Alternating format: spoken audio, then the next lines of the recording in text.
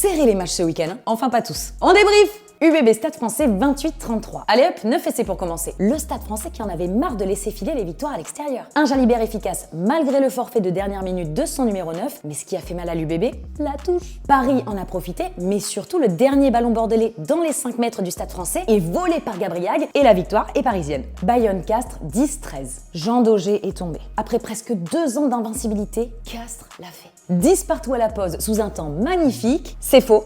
Dernier espoir pour Bayonne qui joue une pénalité à la main, mais Castres défend, Castres s'accroche et Castres valide une grosse victoire à l'extérieur. Racing Lyon 35-34. T'en voulais de la fin de match tendu? 2 équipes qui se sont chassées toute la rencontre. Même quand Lyon prend le large, le Racing qui revient avec un doublé de Topou en sortie de banc. Et alors la bataille des buteurs. Ah, fallait se mouiller la nuque. Méliande qui pense faire le coup parfait pour le loup, mais Gibert qui répond et qui fait respirer les ciels et blancs. Perpignan-Montauban 31-8. Match sous pression entre les deux derniers, et là non plus on n'était pas au sec. Le pack catalan qui fait parler sa puissance, le banc aussi, avec notamment Touilagui et un public incandescent. 3e victoire de suite pour l'USAP et 7 points pour creuser l'écart avec Montauban. Toulouse-Pau 59-22. Première période offensive des Toulousains. Ah bah tu m'étonnes avec 6 essais. Des avants dominants avec les groupes pénétrants, les mêlées, bref, les fondamentaux. Les 3/4 qui se régalent et Toulouse qui prend le large en haut du classement. Toulon-Montpellier 30-27. Ça a cogné à Mayol. Beaucoup d'engagement des Montpelliérains, des ballons grattés, des opportunités et les cistes qui prennent les devants. Mais en deuxième période, Toulon se débloque. Le banc qui apporte de l'énergie et des muscles. Et puis Marius Daumont.